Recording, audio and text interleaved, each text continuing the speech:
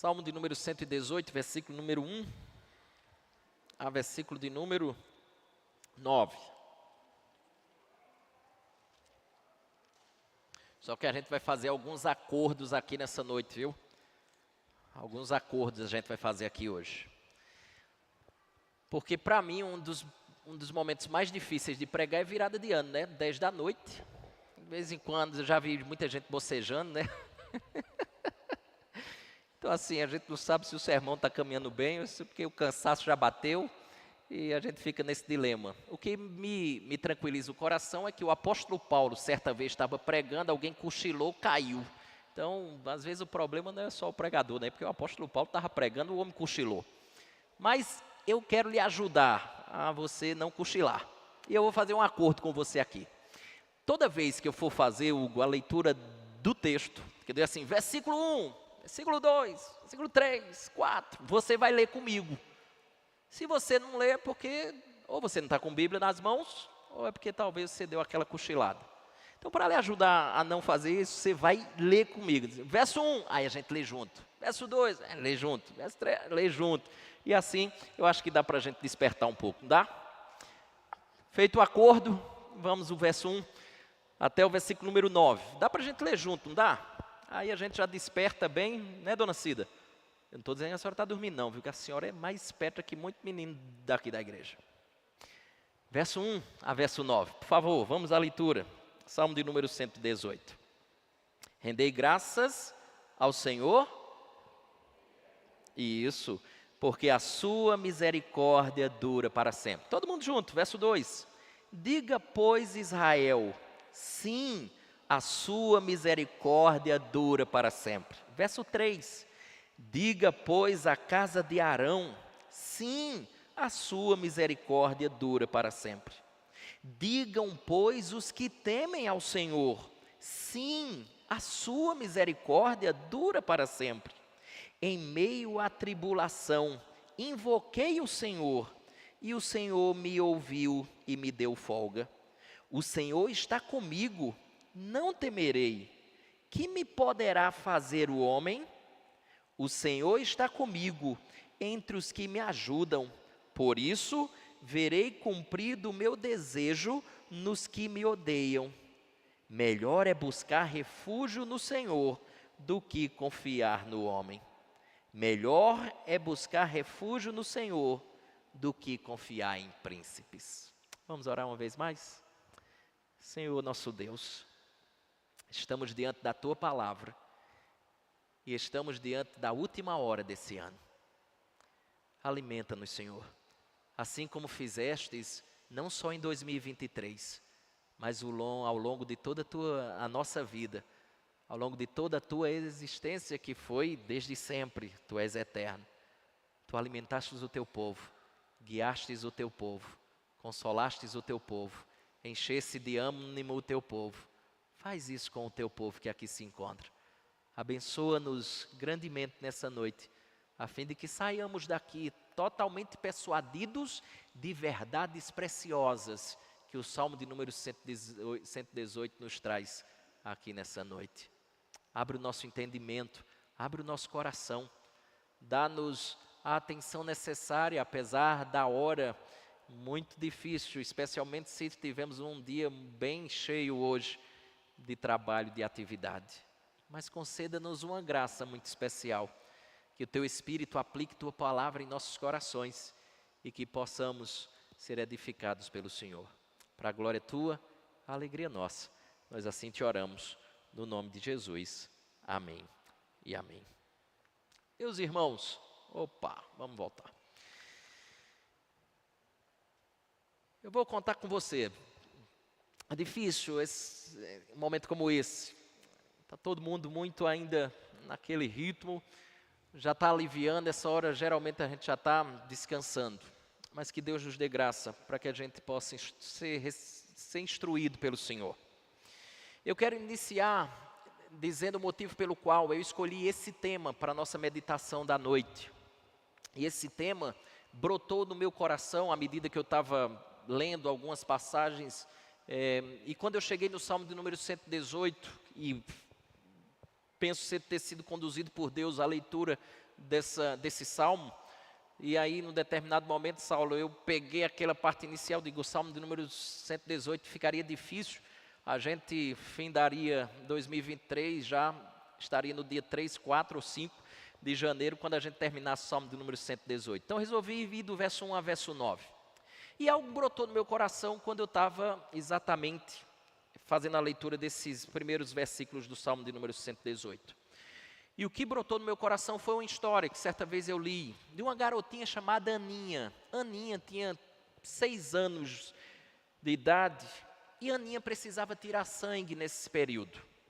E conta a história que ela precisava tirar sangue uma vez que ela tinha adoecido e era necessário saber o que estava acontecendo com a Aninha. Ela estava frágil, não queria se alimentar, já não estava com o mesmo vigor e a atenção que a Aninha costumeiramente tinha.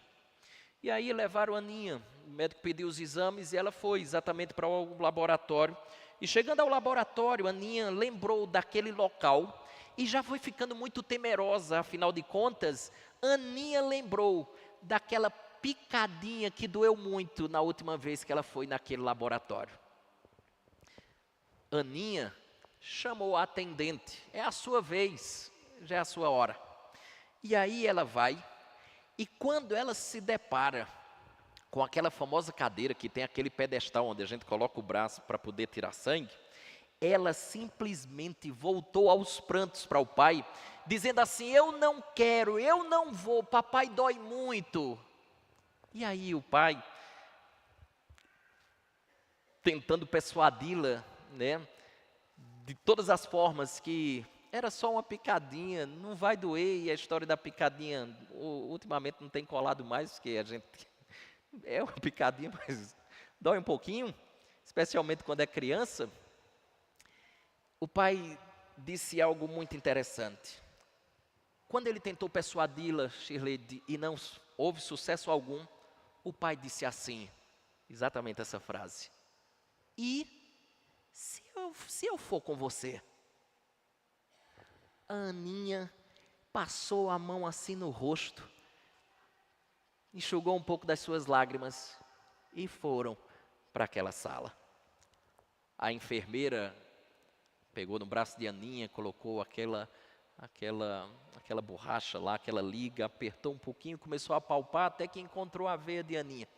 E aí simplesmente inseriu a agulha e escutou aquele grito que alarmou todos os que estavam naquele laboratório.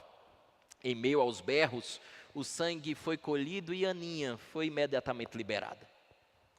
Logo em seguida, o pai diz exatamente o seguinte: tá vendo, Aninha?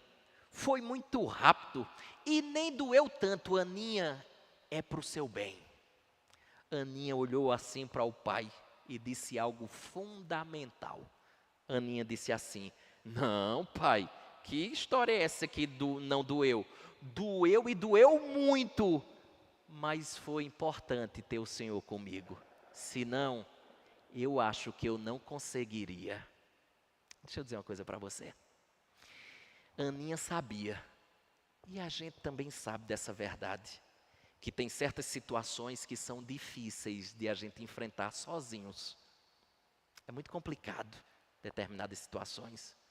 Elas às vezes doem muito, elas às vezes machucam muito, elas fazem a gente chorar muito, gritar às vezes, e dá muito medo em certas circunstâncias.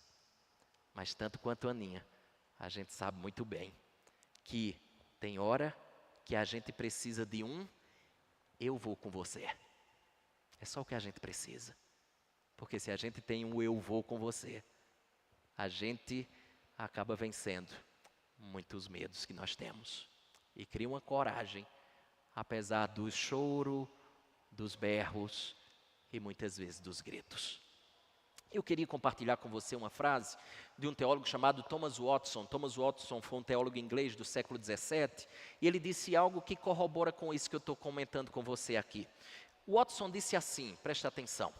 Ele disse: segurança não consiste na ausência de perigo, mas na presença de Deus.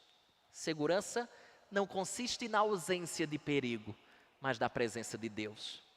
Nós sentimos segurança, não é porque não estamos em perigo. A Aninha estava em perigo na sua cabeça. E gritou, chorou e fez tudo que a gente falou. Mas ela estava segura por conta da presença que ali se encontrava com ela. E eu entendo que essa é a tocada do Salmo de número 118, porque o Salmo de número 118 nos conduz de maneira gloriosa exatamente essa preciosa verdade, que apesar das dificuldades, dos dramas, das lágrimas e tantas coisas que a gente há de desfrutar, nós podemos encontrar segurança naquele que nos conduz. Certa vez, Lutero, o famoso reformador alemão, disse o seguinte acerca desse salmo, escute, abro parênteses para ele, ele disse assim: este é meu salmo, esse é o meu salmo preferido. Eu amo todos eles, eu amo todas as passagens da Sagrada Escritura, que são o meu consolo e a minha vida, mas este salmo, ele é mais íntimo do meu coração, e eu tenho um direito peculiar de chamá-lo de meu. Ele me salvou de muitos perigos angustiantes, dos quais nenhum imperador, nem reis, nem sábios, nem santos poderiam ter me salvado.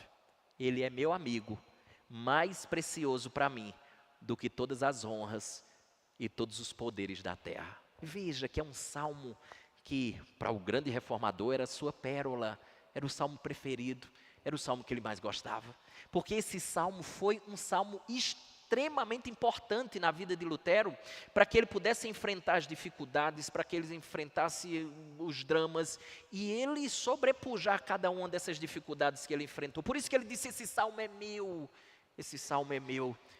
Ele foi meu amigo ao longo de toda a minha caminhada. Eu espero que a gente possa extrair um pouco desse salmo que Lutero extraiu ao longo de toda a sua vida. Algumas são as possibilidades às quais esse salmo foi escrito. Por exemplo, a primeira delas, dizem que foi quando o templo foi construído depois do retorno desse povo do cativeiro babilônico. Então, eles voltam do cativeiro, a cidade está destruída, inclusive o próprio templo, e fora reconstruída já a parte da cidade e o templo, e chegou o dia da inauguração, o dia de adorar a Deus pelo templo que fora reconstruído. Então, esse salmo fora composto exatamente nesse momento em que o templo foi erguido e eles puderam uma vez mais adorar o Senhor no templo. Essa é uma possibilidade que muitos teólogos dizem, mas existe uma segunda possibilidade que também é muito interessante. Conta que a possibilidade que Davi, ele voltou vitorioso de uma batalha, e quando voltou para a cidade de Jerusalém, ele foi exatamente ao templo agradecer a Deus pela vitória conquistada. E eu entendo que, embora possa até não ser esse, eu até sou inclinado mais a essa ideia, mas eu acho que tem muito a ver com o que nós estamos fazendo aqui hoje. Por que você veio para a igreja exatamente hoje? Eu não tenho a menor dúvida que muitas vezes saímos da nossa casa, numa noite como essa, exatamente para agradecer a Deus por tantas bênçãos ao longo do ano. A gente olha para janeiro, né, tio Gilson? Olha para fevereiro, olha para março, olha para abril, maio, e olha para o ano inteiro. E a gente chega no dia 31 e diz assim: eu tenho que ir para a igreja agradecer a Deus. Agradecer a Deus não é porque eu não tive problemas, é agradecer a Deus porque ou Ele me fez superar os problemas que eu enfrentava, ou Ele me sustentou, ainda tem sustentado nos que eu estou enfrentando. E é por isso que eu preciso agradecer a Ele. Meu coração deseja agradecer a Ele exatamente pelo que Ele fez ao longo desse ano. Então foi isso que Davi fez. Davi venceu uma batalha, volta para a cidade de Jerusalém, o que é que ele faz? Eu preciso ir ao templo agradecer a Deus pelo seu auxílio, pela sua mão. Portanto, seja qual for a situação que esse salmo fora escrito, o salmo acaba sendo sempre utilizado para situações em que nós carecemos de um auxílio divino, a fim de ter esperança para o futuro. E é por isso que eu também optei por esse salmo, porque certamente nós precisamos em 2024 de auxílio do alto, a fim de nós termos esperança para o futuro que é incerto na nossa caminhada. Mas esse salmo nos traz esperança, esse salmo nos dá auxílio, o auxílio que nós tanto precisamos. Portanto, meu desejo é em 4 pontos, 4, 5, responder à pergunta: e se eu for com você? Se Deus for com você em 2024, o que será ou o que teremos de benefícios em 2024? A primeira resposta, o salmista nos dá do verso 1 a verso 4, e a resposta é essa daqui, ó. Se Ele for comigo em 2024, eu serei abençoado com bondade e misericórdia que me acompanharão. Veja, verso de número 1. Como é o combinado? Todo mundo junto, vamos lá? Verso 1. Rendei graças ao Senhor, sua misericórdia dura para sempre. Eu sei que talvez você não leu o Salmo de número 118 todo, ou se já leu, talvez não lembre, mas o Salmo termina no versículo de número 29, do mesmo modo como ele começa, verso número 1. Veja, verso número 29, me acompanhe, vamos lá? Verso 29, rendei graças ao Senhor, porque Ele é bom, porque a sua misericórdia dura para sempre. E o que é interessante aqui, com base nessa estrutura de agradecimento no início, agradecimento no fim, o que é interessante nessa estrutura de ter agradecimento tanto no início como no fim? É que o salmista, no meio do início e fim, nessa parte do meio aqui do salmo, o salmista apresenta vários exemplos ao longo do salmo da bondade e da misericórdia de Deus. Ele inicia, bondade e misericórdia de Deus estarão para sempre sobre a nossa vida. Ele finda exatamente dizendo a mesma coisa, bondade e misericórdia dura para sempre. No meio do salmo ele mostra como a bondade e a misericórdia de Deus percorreram a sua vida. E eu quero que você veja comigo, já que a gente não vai expor todo o salmo. Venha comigo para o verso número 5, vamos lá? Verso de número 5, o que é que diz o verso 5? Diz assim, em meio à tribulação invoquei o Senhor, e o Senhor me ouviu e me deu folga. Veja, ele estava numa situação difícil, orou ao Senhor, Deus o abençoou. Pule comigo para o verso de número 11. Verso 11, o que é que diz? Cercaram-me de todos os lados, mas em nome do Senhor as destruí. Eu estava cercado, eu estava com inimigos ao meu redor. E ele repete exatamente para dar ênfase que ele estava exatamente cercado por inimigos. Cercaram-me. A ênfase que ele está dizendo, mas os destruí. Verso de número 13 e 14, ele diz, vamos lá? Empurraram-me violentamente para me fazer cair, porém o Senhor me amparou.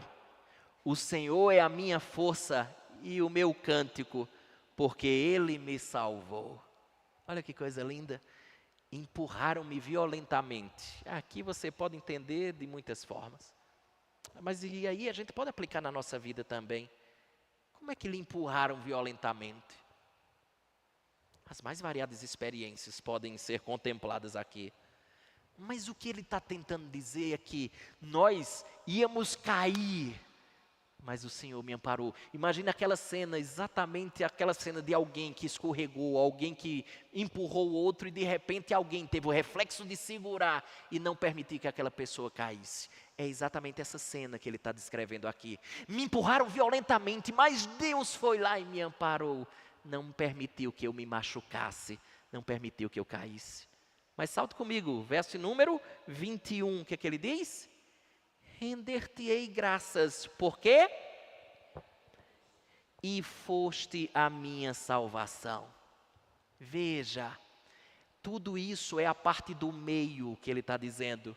Ele está tentando nos mostrar que ele agradece do início apresentando os exemplos, porque os exemplos é uma prova da bondade e da misericórdia do Senhor sobre a sua vida. À vista disso, presta atenção, não temos outra coisa a fazer senão agradecer do início ao fim, mesmo que passemos certas situações difíceis da experiência do meio aqui. A gente precisa lembrar de agradecer ao Senhor. Nós iniciamos o ano, agradecendo, porque foi exatamente aqui que nós findamos o ano de 2022 e adentramos o ano de 2023. Findamos o nosso ano agradecendo a Deus. Iniciamos o ano agradecendo a Deus. É exatamente o que nós estamos fazendo aqui nessa noite, findando o ano agradecendo a Deus. Iniciaremos o ano agradecendo a Deus. O salmista é interessante, porque aí eu peço que você volte para o verso número 1 e só observe. O salmista, então, ele sente que ele não consegue sozinho expressar suficientemente a sua gratidão, e por isso ele pede a ajuda dos outros para fazer um coro de gratidão a Deus. Por isso, veja, Salmo de número 118, rendei graças ao Senhor porque Ele é bom. Rendei graças, vamos juntos, porque eu não sou o suficiente para uma tarefa como essa. Todos juntos, porque todos nós somos alvos da bondade e da misericórdia de Deus. Se parássemos aqui para conversar com cada pessoa, sabemos muito bem que cada um de nós desfrutamos da graça, da bondade, da misericórdia de Deus em vários momentos desse ano de 2023. Por isso ele diz, rendamos graças ao Senhor pela sua bondade, pela sua misericórdia. Agora presta atenção, que o coração agradecido sempre estimula a língua. Um coração agradecido sempre verbaliza aquilo que está lá dentro. E não só isso, o coração agradecido sempre estimula outros a fazer a mesma coisa. E ainda tem algo importante aqui que eu queria compartilhar com você. Presta atenção. Ele nos disse que o motivo da gratidão é ter experimentado a bondade e a misericórdia de Deus, como ele disse aqui. E destaca algo. Que algo é esse? Está no fim do verso número 1. O fim do verso número 1 diz assim: porque a sua misericórdia, ele diz, dura para sempre. Meus irmãos, algumas pessoas parecem boas, mas Deus parece e é. Se alguém é bom até certo ponto e age com bondade, Deus é imensamente, eternamente, infinitamente bom.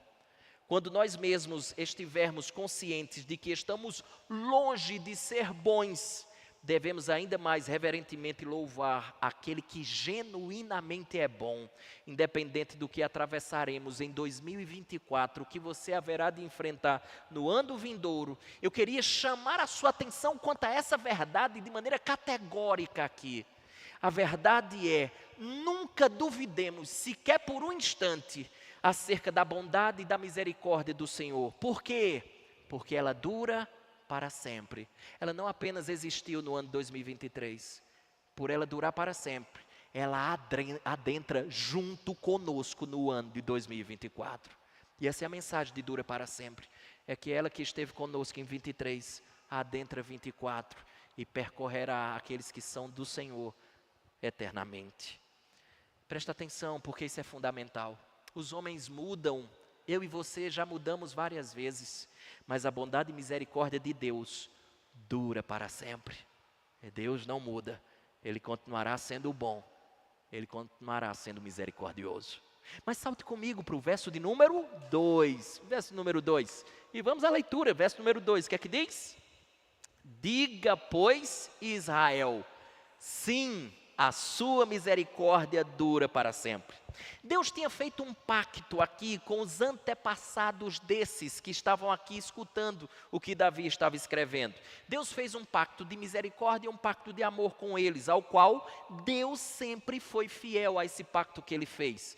O povo de Israel simplesmente pecou no Egito. Quando você lê o livro de Êxodo, você vê um monte de coisa que o povo de Deus fez. Pecou no Egito. O povo de Deus provocou Deus no deserto. Quando você lê aqueles primeiros livros, né, Êxodo, Levítico, Números, Deuteronômio, você vai ver lá o povo de Deus provocando ele no deserto. Será porque não tinha carne lá no Egito que o Senhor nos trouxe para esse deserto? Será porque não tinha água no Egito que o Senhor nos trouxe para esse deserto? O povo provocou a Deus reiteradas vezes, seguiu por maus caminhos, por exemplo, no período dos juízes, porque Deus levantava um juiz para instruí-los, para que eles voltassem para o caminho correto. Esse povo pecou no Egito, esse povo simplesmente provocou o Senhor no deserto, esse povo andou por maus caminhos no período dos juízes. Sabe o que Deus fez com eles? Deus resgatou eles, perdoou os seus pecados. Portanto, a ideia é mais ou menos o seguinte: olhe para o pano de fundo. Um povo que pecou no Egito, um povo que provocou no deserto, um povo que andou por maus caminhos, vocês foram alvo da bondade e da misericórdia de Deus. Portanto, se vocês que foram alvos não vão bendizer, render graças ao Senhor, quem irá? É mais ou menos isso para a gente. Se eu e você, que fomos alvos da misericórdia, bondade do Senhor, não louvarmos a Deus, quem vai louvar? Nós que temos clareza dessa verdade. Por isso que ele diz assim: mais do que ninguém, vocês que foram beneficiados pela misericórdia divina é que devem cantar. Por isso a expressão Israel. Rendei graças ao Senhor, sim, porque a sua misericórdia dura para sempre. Salta comigo para o verso número 3. Verso número 3, vamos lá? Está todo mundo ainda acordado aí? Verso 3, 10:24, meia horinha, 25 minutos, aguenta aí. Verso número 3, diz assim: diga, pois, a casa de Arão, sim, a sua misericórdia. Os filhos de Arão foram especialmente consagrados por Deus para estarem mais próximos de Deus. Era uma tribo que estavam servindo a Deus, uma tribo de sacerdotes, estavam ali servindo no templo, na verdade no tabernáculo ali, e que também depois, posteriormente, foi para o templo. Então, foi somente por causa da benignidade de Deus, da bondade de Deus, da misericórdia de Deus, que eles puderam viver na presença do Senhor sem que fossem consumidos. Portanto, eles estavam ali servindo a Deus no tabernáculo, no templo, diante da presença de Deus, e Deus permitiu que eles pudessem servi-lo. E eles dizem assim, o autor, no caso Davi, diz assim: vocês que foram alvos de um grande privilégio. Que privilégio foi esse? De servir a Deus no tabernáculo, no templo, de servir a Deus e desfrutar da gloriosa presença de Deus nesse lugar. Se não vocês, quem dirá? Portanto, sim, a sua misericórdia dura para sempre. Diga vocês que sirvam a Deus, que servem a Deus, que a sua misericórdia dura para sempre. Mas não para por aí, salte comigo para o verso número 4. Verso número 4, olha o que diz, verso 4. Digam, pois, os que temem ao Senhor, sim, a sua misericórdia dura para sempre. Percebeu que nas 3 exortações que nós temos, Israel, a casa de Arão e aqueles que temem ao Senhor, há uma repetição dessa exortação para dizer que a sua misericórdia é para sempre. Nós devemos, portanto, por que ela está repetida 3 vezes aqui? Por que ela vem em verso de número 2, verso 3, verso 4? Por que ela aparece 3 vezes aqui? Eu penso que uma coisa é que não apenas nós devemos acreditar nisso, mas que nós devemos proclamar isso para as pessoas. Essa verdade não pode ser silenciada, mas ela deve ser proclamada. Esta verdade deve estar na nossa mente, deve estar no nosso coração, mas deve brotar dos nossos lábios, deve sair da nossa boca. Que as pessoas saibam que fomos alvos da bondade de Deus. Como elas vão saber? Porque eu direi para elas, como Deus é bom, como Deus é misericordioso. Nós temos o dever de verbalizar isso, já que fomos alvos da misericórdia de Deus. Então agora para o verso de número 5, e aí temos a segunda resposta para essa pergunta: e se eu for com você? Já dissemos que a bondade e a misericórdia de Deus nos acompanhará, e a segunda verdade preciosa para 2024 é que se Ele for conosco, nós seremos ouvidos por Ele. Pule para mim, comigo, o verso número 5, diz assim: em meio à tribulação, invoquei o Senhor, e o Senhor me ouviu e me deu folga. Meus irmãos, é muito bom recordar nossas orações, e é sempre benéfico falar aos outros sobre elas quando elas são ouvidas por Deus. Por exemplo, Davi aqui está trazendo o seu exemplo pessoal. Davi fortalece os seus ouvintes exatamente, mostrando-lhes que não devem desfalecer no dia da tribulação que nós vamos enfrentar. Nós temos, portanto, a oração como um consolo e ao mesmo tempo como um antídoto para esses dias que ele chama aqui de tribulação. Portanto, o que ele está tentando nos mostrar é que dias de tribulação são dias de oração. Dias de tribulação são dias de oração. Se porventura você está, ou estiver passando por tribulações, ou está, ou vir a passar, nunca esqueça dessa verdade. Dias de tribulação são dias de oração. Perceba, verso número 5, uma vez mais, presta atenção, ele diz assim, ó, em meio à tribulação, a palavra tribulação aqui é bem interessante, literalmente ela poderia ser traduzida por aperto.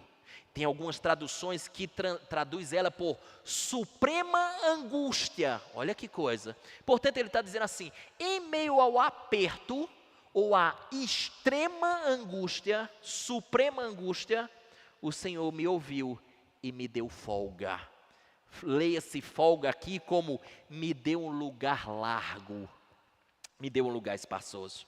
É provável, por isso, que aquela segunda possibilidade do motivo pelo qual o Salmo foi escrito, talvez tenha sido realmente isso. Davi foi para uma batalha, Jeúsa, venceu a batalha, volta para a cidade de Jerusalém, vai para o templo agradecer. Por quê? Porque parece que Davi foi encurralado, seu exército havia sido encurralado em algum lugar, ele estava exatamente na iminência de perder a batalha, de perder a guerra, e de alguma maneira Deus deu escape, e ele se expandiu, deu um lugar espaçoso, segundo o qual os seus exércitos, assim como o rei, naquele período de aflição, aperto, eles foram abençoados e venceram a batalha. Portanto, esse hino passou a ser usado para agradecer a Deus por qualquer situação de aperto, por qualquer situação de agonia, por qualquer situação de aflição em que algum indivíduo ou nação tivessem sido livrados e obtido a vitória. E eles davam toda a glória, todo o agradecimento a Deus, porque eles sabiam disso. Volto a dizer o ponto que eu quero destacar no verso número 5. Não esqueça disso. 2024 nos trará dias de tribulação. Mas qual é a lição que a gente aprendeu? Dias de tribulação são dias de oração. Nunca esqueça essa verdade. Logo em seguida, nós temos uma das coisas mais lindas dessa mensagem. E aí a gente vem para a terceira resposta para a pergunta: e se eu for com você? Nós já vimos que bondade e misericórdia nos acompanharão. Nós já vimos que Deus nos ouvirá. E em terceiro lugar, nós não temeremos. Veja, verso número 6. Veja que a gente já está bem encaminhado aí. Verso 6, vamos lá. O Senhor está comigo, não temerei. Que me poderá fazer o homem? Veja que ele não está dizendo que não iria sofrer. Está vendo? Ele não está dizendo aqui, eu não vou sofrer, não está dizendo isso não, porque 2023 foi uma prova que a gente sofre, não sofre. A gente passou muita coisa difícil no ano de 2023, sofreu, se angustiou, se apertou, né? Viveu um momento de acolcho ali. Por isso que Davi está dizendo exatamente isso. Não é que eu não vou sofrer, mas que eu não vou temer. Por que ele diz que não vai temer? Eu penso que é exatamente pelo fato dele saber muito bem quem o Senhor é. Porque Davi estava literalmente persuadido de todos o que a gente chama de atributos de Deus. Davi estava persuadido de que Deus é todo poderoso, que a gente chama de onipotente. Davi estava persuadido de que Deus é bom, ele já disse isso no início do Salmo. Davi tinha total confiança, certeza de que Deus era misericordioso, de que Deus era amoroso, de que Deus era gracioso, de que Deus era sábio. Deus é sábio, Ele caminha por determinados percursos que a gente não imagina que nunca iria passar, e a gente está passando. Ele sabe o caminho que está levando a gente, Ele sabe muito bem a trajetória, Ele sabe. Nós nos angustiamos porque a gente não sabe, e cada passo, cada quilômetro, cada circunstância é uma experiência totalmente nova para a gente, especialmente no caminho que a gente não conhece. Circunstâncias delicadas, amedrontadoras, angustiantes e por aí vai. Mas Deus sabe o que faz, Deus é sábio. E Davi estava persuadido disso. Davi sabia muito bem que Deus era soberano. E ao comparar os dois, que dois? O Salmo de número 118, verso 6 diz: Deus e os homens. Quando eu comparo os dois, ele sentia que não tinha a menor razão para ter medo. Por quê? Porque o Senhor está comigo. Eu tenho uma razão mais do que suficiente para não temer absolutamente nada que enfrentarei pela frente. Porque é interessante, irmãos, presta atenção nisso. É exatamente essa forma que Deus, ao longo de toda a Escritura, Ele vai persuadindo os personagens de enfrentar tudo que vai ter pela frente. Veja, se não é isso que Deus faz com Josué, que a gente leu aqui logo no início do nosso culto ao Senhor. Josué capítulo 1, verso 9, o que é que ele diz? Porque o Senhor, teu Deus, é contigo. Depois ele diz, seja forte e corajoso. E lembra, é a transição de Moisés para Josué. Então Josué com certeza estava aflito, estava preocupado, ansioso. Era muita gente para conduzir, era uma tarefa espinhosa, complexa demais. Josué, calma, preste atenção, o Senhor é contigo, Deus é com você. É razão suficiente para que você seja forte, para que você seja corajoso. Mas preste atenção, porque Deus não fez apenas isso com Josué. Deus fez isso com uma pessoa chamada Jeremias. Veja, Jeremias capítulo 1, verso número 8 diz assim: não temas diante deles. Por que você não deve temer, Jeremias? Porque eu sou contigo para te livrar. Veja que não é nova essa ideia. Deus sempre trouxe conforto, esperança, consolo para o coração do seu povo. Sempre, Antigo Testamento, Novo Testamento, nos dias atuais. Exatamente o consolo que a gente precisa. O que você mais precisa não é saber se você vai ter promoção no emprego que você tem. Não é saber se você vai ter outras tantas coisas que você imagina. O que você mais precisa é persuadido de que Deus está com você no ano vindouro. E só existe uma razão de saber se Deus está conosco. É se nós estivermos em Cristo. Só é essa razão de estarmos em boa companhia. Só se estivermos em Jesus. É isso que a Escritura nos ajuda. Então veja, Deus faz isso o tempo todo na Escritura. Quando Deus quer trazer segurança para os seus escolhidos, quando Deus quer trazer segurança e esperança, confiança para o seu povo, Ele invariavelmente diz a mesma coisa: eu sou com você, eu estarei contigo, seja forte, seja corajoso, e por aí vai. É só isso que você precisa saber. É só disso que você precisa saber. E eu queria tentar persuadi-lo disso. Nós sabemos muito bem disso na prática, como isso funciona na prática. Por exemplo, se você está com a empresa quebrada, já fechando as portas, e de repente alguém chegou para você e lhe apresentou um consultor financeiro, um Bradley. Você conhecer um consultor financeiro que tem especialidade, o seu histórico é exatamente de recuperar empresas quebradas. E aí lhe apresentaram esse rapaz, você vai lá, conversa com ele, diz: minha empresa está assim, quebrei, está numa situação difícil, a realidade é essa, expõe o quadro da sua empresa para ele. Aquele rapaz conversa com você e ele diz uma frase clara para você, ele diz assim: é possível a recuperação da sua empresa. Não se preocupe, a gente vai traçar um plano e se você seguir direitinho vai dar tudo certo. Escute, qual é a sua reação? A presença e orientação daquele consultor faz a sua angústia e seu medo ir embora. Mas se você tiver com um problema na justiça, por exemplo, se você tiver com um problema na justiça, de repente você se depara com um habilidoso e experiente advogado. E esse advogado lhe diz que o caso é facilmente solucionável, não precisa você perder noite de sono. A presença e orientação daquele advogado faz a angústia e o medo ir embora. Você recebe a notícia que está com uma doença grave. Apresenta seus exames ao médico mais capacitado e especialista daquela área. Ele diz exatamente a frase para você: você não deve se preocupar. É grave, mas tem solução. Basta você seguir as orientações, se submeter aos medicamentos e tudo vai dar certo. Pode confiar. A presença e a orientação daquele médico faz a angústia e o medo ir embora. Agora presta atenção.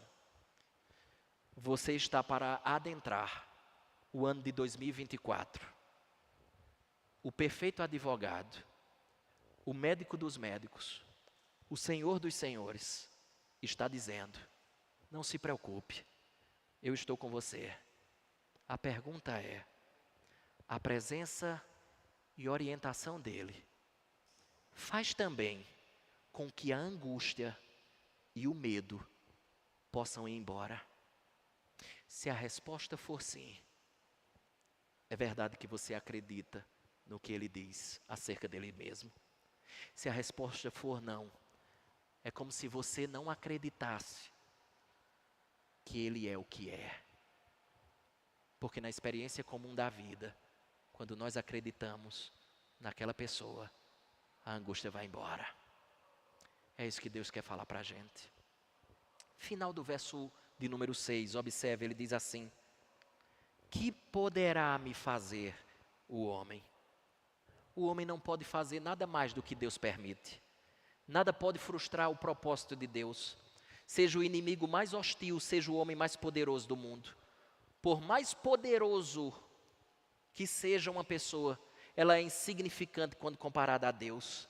Portanto, é uma pena que muitas vezes nós temos medo de um ser tão desprezível como é o homem, em oposição ao Deus Todo-Poderoso. Não tem qualquer fundamento você temer o homem. Alguém disse algo bem interessante, presta atenção.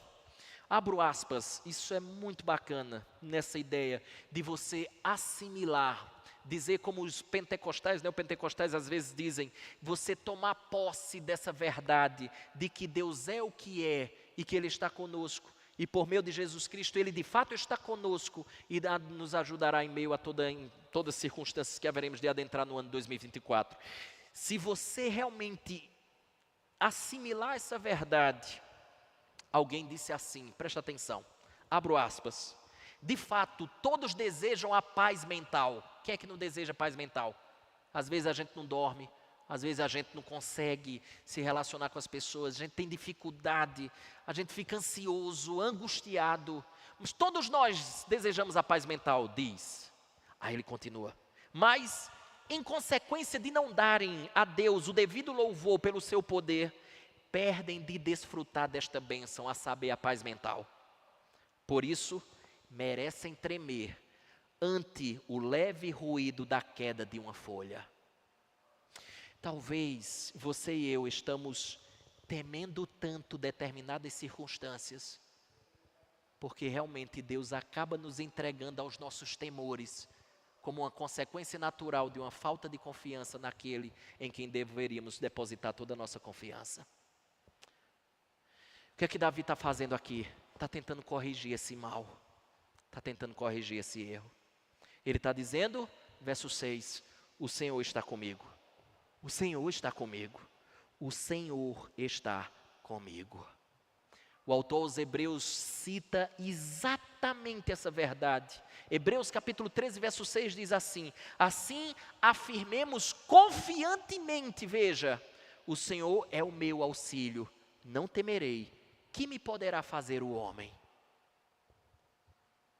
Meus irmãos, o homem é uma criatura dependente, cujo poder é limitado e está subordinado a um poder mais alto. Por isso não temerei, não temeremos. O salmista coloca o seu foco totalmente no Senhor, mas nós, ao contrário, colocamos o nosso foco totalmente no homem e não no Senhor. É por isso que muitas vezes tememos. Terceira coisa, não temerei, a partir do momento que a gente está persuadido de que Deus é o que diz ser. Quarta coisa, ou quarta resposta para a nossa pergunta é: eu serei ajudado. Se não, veja, verso de número 7, me acompanhe. Ele diz assim: o Senhor está comigo entre os que me ajudam, por isso verei cumprido o meu desejo nos que me odeiam. O Senhor está comigo entre os que me ajudam. Presta atenção, olha que coisa linda é o que Deus está dizendo. Deus está dizendo assim: eu não deixo o meu povo lutar sozinho. Veja, Deus levanta amigos para nos ajudar, bem como Ele mesmo, como nosso principal defensor, Ele está na batalha conosco. Davi mencionou aqueles que lhe ajudam, não é isso que ele está dizendo? O Senhor está comigo entre os que me ajudam. Opa, é plural aqui. Deus me ajuda mas Ele está entre aqueles que me ajudam. Por quê? Porque Deus levanta pessoas para me ajudar. Quando você lê o livro de Crônicas, tem lá uma lista de chamados valentes de Davi, amigos de Davi, que ajudavam Davi na caminhada. E isto nos ensina que nós não devemos menosprezar os amigos que estão à nossa volta, sabe por quê? Porque eles são presentes de Deus. Nesse sentido, eu queria deixar 2 lições para a gente aqui. A primeira delas é dizer para você, seja um presente de Deus na vida de alguém, seja um amigo na vida de alguém, é um presente de Deus. E valorize os presentes que Deus lhe deu e lhe dará. Talvez 2024 nós ganharemos mais presentes de Deus, nós ganharemos mais amigos em que Deus nos dará para nos auxiliar na nossa caminhada. Não despreze nenhum deles, eles são presentes do céu para a nossa caminhada. Ainda assim, com todos os presentes que você ganhar ou ganhará no ano 2024, a nossa grande dependência e a nossa grande confiança devem estar fixadas somente no Senhor, porque sem Ele até os mais fortes caem. Porém, quando o Senhor fortalece aqueles que estão nos ajudando, os ajudantes se tornam imprescindíveis. Salte comigo, verso número 7, ainda na parte final ele diz, verei cumprido o meu desejo nos que me odeiam. Aqui tem uma coisa interessante, é que Davi está dizendo assim, eu tenho certeza de que o Senhor será muito duro com os meus inimigos no fim da história. Porque não é nada bom ser inimigo do povo de Deus. Portanto, não cabe a nós a vingança. Deus haverá de dar a paga daqueles que nos causam mal, que nos atingem. Deixe com Deus, Deus haverá de dar a paga final. Quinta e última resposta. E se eu for com você? Nós já vimos que bondade e misericórdia nos acompanharão, verso 1 a 4. Verso número 5, nós seremos ouvidos pelo Senhor. Verso número 6, nós não temeremos, se de fato estamos persuadidos de que Deus é o que é.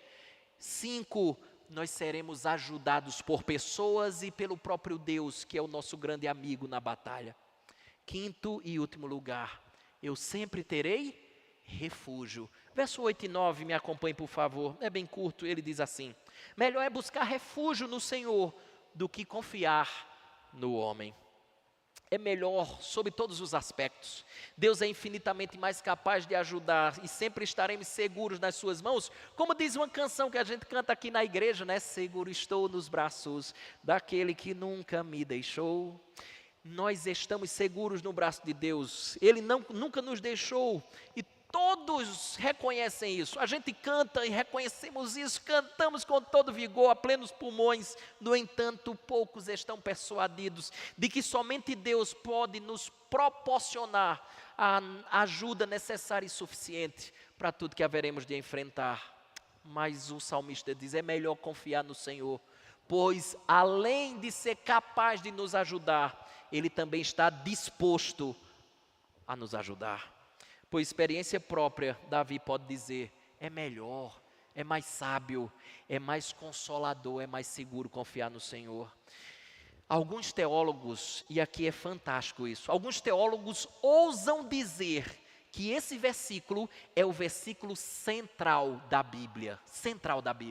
O versículo, melhor é buscar refúgio no Senhor do que confiar no homem. Por que é o versículo central na Bíblia, na opinião de alguns teólogos? É porque essa é a essência do Evangelho. A essência do Evangelho não é confiar nessa vida, na nossa capacidade. É confiar e buscar refúgio no Senhor. A confiança ou o que é mais importante para nós, não só nessa vida, mas na vida vindoura, não é confiar na nossa capacidade para que, se Deus assim quiser, pela minha, como a gente costumou a dizer na igreja aqui, pela minha performance, me colocar num bom lugar. Não, a gente sempre busca refúgio no Senhor, a gente sempre busca refúgio em Jesus, e nesse sentido ele se torna assim, o background, o pano de fundo de toda a Escritura.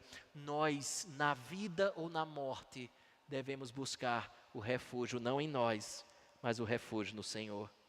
E em seguida, ele enfatiza o que disse e a gente encerra verso número 9. Verso número 9 diz, melhor é buscar refúgio no Senhor do que confiar em príncipes. Meus irmãos, ele praticamente diz a mesma coisa. Ele só muda homens por príncipes. Por que a mudança? Eu entendo que príncipes são os mais nobres em classe social, além de serem os mais poderosos de todos os homens. Mas ele está dizendo, presta atenção, ainda assim, se você estiver diante dos mais poderosos, dos homens mais da classe social mais alta, mais elevada, deixa eu lhe dizer uma coisa, ainda assim, não podemos deixar de confiar em Deus para confiar neles. Nunca, nunca. Davi sabia disso por experiência própria. Se você lembra da história, existia um rei em Israel chamado Saul, um príncipe que queria matar Davi. Por experiência própria, Davi sabia que a gente sempre deve confiar no Senhor. Até mesmo a alta posição social é inútil em tempos de profunda aflição.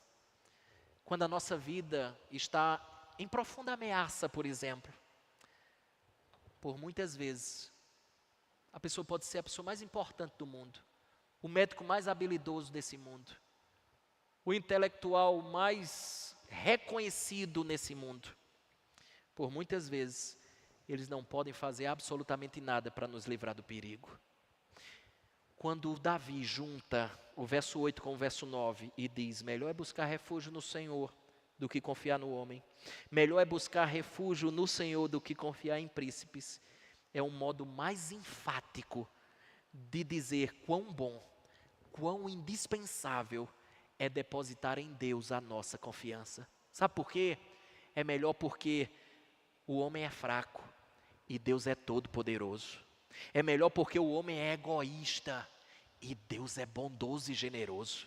É melhor porque o homem é frequentemente enganador e Deus é fiel e verdadeiro para todo sempre. É melhor porque há emergências, por exemplo, às vezes a gente está em perigo de morte, nas quais nem o homem é capaz de nos ajudar, por mais bondoso e fiel que tal pessoa pode ser, mas mas não há circunstâncias na vida em que Deus não possa nos ajudar, inclusive em perigos de morte. Meus irmãos, a habilidade do homem só pode nos ajudar, na melhor das hipóteses, somente na vida atual. Mas Deus, Ele nos ajuda aqui e na eternidade. Sem dúvidas, melhor é buscar refúgio no Senhor do que confiar em príncipes. Meus irmãos, me permita concluir dizendo uma coisa. Eu já contei aqui e vou só findar meu sermão com isso. Certa vez, eu aqui na igreja falava sobre o rito de passagem Cherokee. Não sei se você já escutou essa história quando estava aqui na igreja. O rito de passagem Cherokee é a transição de um menino para a idade adulta segundo uma tribo indígena americana.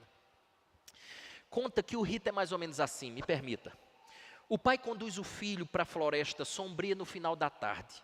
Sobe a montanha com ele, venda-lhe os olhos e deixa ele sozinho. Esse é exatamente o conhecido rito de passagem Cherokee. O menino se assenta e passa a noite sozinho, escute.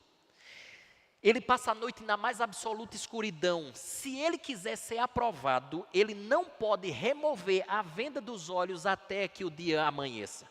Ele também não pode gritar por socorro. Se ele aguentar a noite toda, ele será considerado um homem, segundo a tradição da tribo. E, como os outros que vieram antes dele, ele não pode contar a experiência para os próximos candidatos à transição. Escute. Segundo a tradição, cada um deve enfrentar o medo do desconhecido da sua forma. Ele naturalmente fica amedrontado. O seu medo faz ouvir uma série de barulhos. Animais selvagens podem estar ali por perto. Talvez índios de uma tribo adversária inimiga poderia também aproveitar a ocasião.